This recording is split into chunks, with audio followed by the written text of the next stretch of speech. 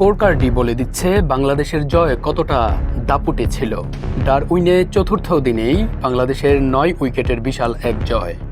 গত 2 মাসে যে দল জিম্বাবুয়ে এবং ক্রিকেট অস্ট্রেলিয়া একাদশের বিপক্ষে ইনিংস ব্যবধানে হারের স্বাদ পেয়েছিল, সেই বাংলাদেশই রবিবার অস্ট্রেলিয়ার মাটিতে লিখেছে নিজেদের ক্রিকেট ইতিহাসের অন্যতম সেরা অধ্যায়।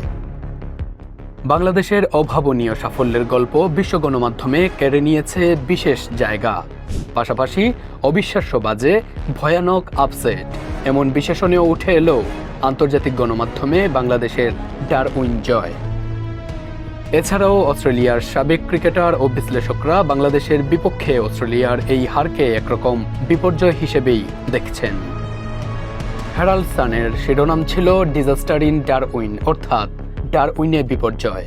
বিবিসি স্পোর্টসের শিরোনামে অস্ট্রেলিয়াকে গুড়িয়ে দিয়ে ঐতিহাসিক জয় বাংলাদেশের খবরটিতে বলা হয়েছে, ডারউইনে সিরিজের প্রথম টেস্টের চতুর্থ দিনে অস্ট্রেলিয়াকে 9 উইকেটে গুড়িয়ে দিয়ে টেস্ট ক্রিকেটের অন্যতম সেরা অঘটনটি ঘটিয়েছে বাংলাদেশ।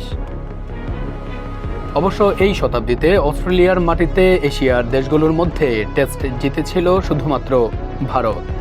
পাকিস্তান গত 30 বছর ধরে জেতেনি, আর শ্রীলঙ্কা অস্ট্রেলিয়ার টেস্টই জেতেনি কখনো। বাংলাদেশের দাপুটে জয়টা তাই অস্ট্রেলিয়ার জন্য বড় ধাক্কা। অস্ট্রেলিয়ান কিংবদন্তি রিকি পন্টিং ডারউইন টেস্টে চ্যানেল 7-এর হয়ে ধারাভাষ্যে বাংলাদেশের কাছে অস্ট্রেলিয়ার হারকে অত্যন্ত লজ্জাজনক বলে আখ্যা দিয়েছেন।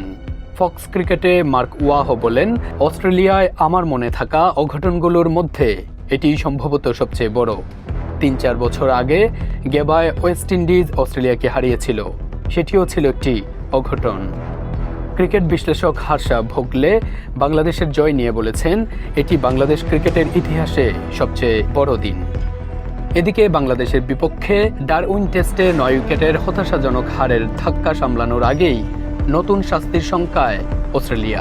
নির্ধারিত সময়ের মধ্যে পর্যাপ্ত ওভার শেষ করতে না পারায় হতে পারে অজিদের ম্যাচ ফির বড় অঙ্কের জরিমানা। এমনকি বিশ্ব টেস্ট চ্যাম্পিয়নশিপের পয়েন্ট হারানোর আশঙ্কাও রয়েছে।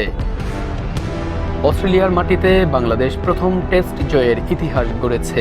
স্বাগতিকদের 9 উইকেটে গুড়িয়ে দিয়ে মাত্র 3.5 দিনের মধ্যে শেষ হওয়া ম্যাচের পুরোটা সময় আধিপত্য ছিল টাইগারদের।